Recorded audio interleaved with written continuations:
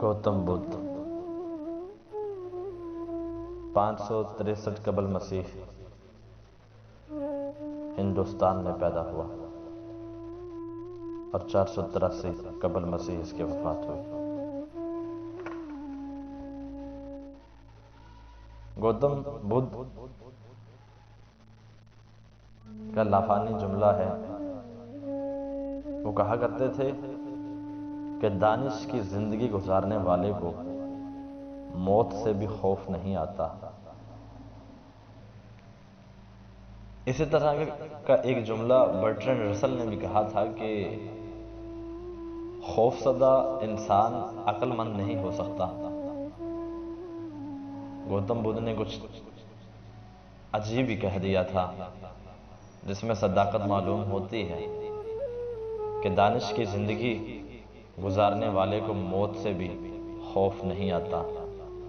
جو لوگ عقل کی زندگی گزارتے ہیں وہ لوگ موت سے ڈرا نہیں کرتے۔ ہندوستانی فلسفی اور بدھ مت کا بانی گوتم بدھ نیپال میں پیدا ہوا تھا۔ وہ جنگجو قبیلے شاکیہ کے سردار کا بیٹا تھا۔ اس کا نام سدھارتھ رکھا گیا، جو بعد میں شاکیہ منی کے لقب سے بھی مشہور ہوا۔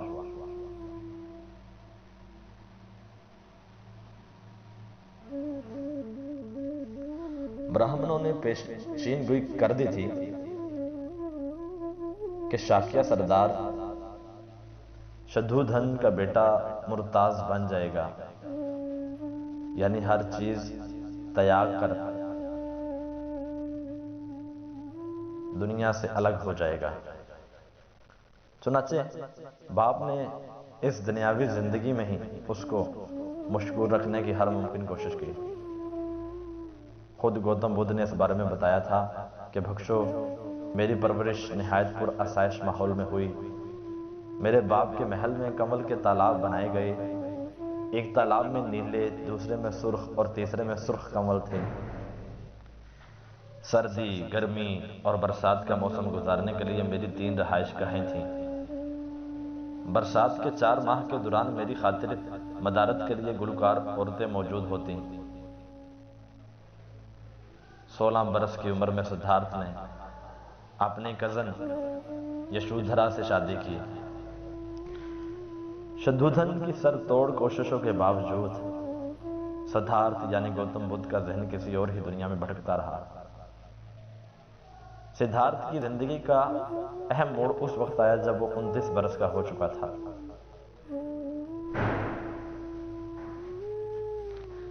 ایک روز اپنے رتھ یعنی پالکی میں کہیں جاتے ہوئے اس نے ایک بوڑھے آدمی کو دیکھا اور بڑھاپے کے دکھ سے آگاہ ہوا۔ اسی طرح مختلف موقعوں پر اس کا تعارف بیماری اور موت سے ہوا۔ ایک روز اس نے ایک مرتاز کو دیکھا اور اس کے چہرے پر طمانینت یعنی کہ سکون کے تاثر سے بہت متاثر ہوا۔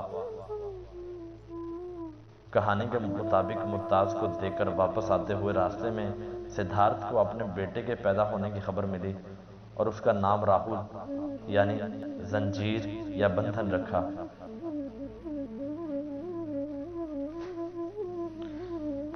دنیا کے ساتھ ایک نیا اور مضبوط بندھن قائم ہونے کے لمحے میں ہی سدھارتھ نے تمام دنیاوی بندھن توڑنے کا فیصلہ کر لیا۔ آدھی رات کے وقت اس نے اپنے نوکر کو حکم دیا کہ گھوڑے پر زین ڈالے اور اپنے محو خواب بیوی اور بیٹے کو آخری مرتبہ دیکھنے کے بعد شہر سے چلا گیا۔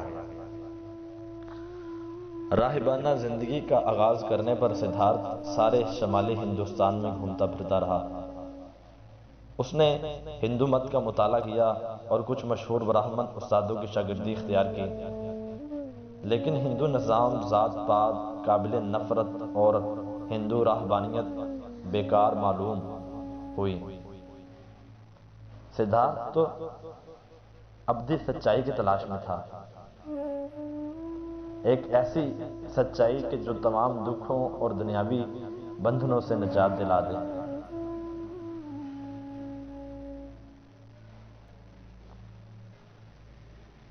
اسی تلاش کے دوران وہ گیا کے قریب پہنچا اور تقریباً 6 برس تک وہاں ریاستوں اور کٹھن مشقتوں میں مشغول رہا۔ ان ریاستوں کے باعث وہ نہایت دبلا اور کمزور ہو گیا۔ آخر اس نے کٹھن ریاستوں کو بھی ترک کر دیا اور یہ تہیہ کر کے ایک شجر پیپل کے نیچے بیٹھ گیا کہ اس وقت تک یہاں سے نہیں اٹھے گا جب تک کہ نروان نہ پالے۔ اس کی یہ مراد پوری ہوئی اور وہ بدھ یعنی بصیرت یافتہ بن گیا۔ نروان پا لینے کے بعد گوتم بدھ نے سوچا کہ اس بصیرت کو دوسرے انسانوں تک بھی پہنچایا جائے۔ چنانچہ اس نے پیروکار بنائے جو بڑھتے بڑھتے سنگھ یعنی جماعت کی شکل اختیار کر گئے۔ بدھ نے وہ راستہ دیکھ لیا جو تمام دکھوں کی فنا اور نجات اور نروان تک لے جاتا تھا۔ وہ سارناتھ کی طرف گیا اور ہرن باغ میں پہلا واعظ کیا، پہلا خطاب کیا، اے بخشو، دنیا میں 2 انتہاؤں سے بچنا چاہیے، ایک خواہشات کے پیچھے بھاگنا اور دوسرا نفسانی لذات میں کھو جانا۔ کٹھن ریاستیں اور خود اذیتی۔ اس نے ایک درمیانہ راستہ اختیار کیا اور اسی کی تجویز پیش کی۔ یہ درمیانہ راستہ ان 2 انتہاؤں سے بچنا ہے۔ اس کے ذریعے واضح سوچ اور بصیرت حاصل ہوتی ہے۔ یہ کہا جا سکتا ہے کہ بدھ نے اپنی فکری عمارت کی بنیاد انسانی دکھ کی حقیقت پر رکھی۔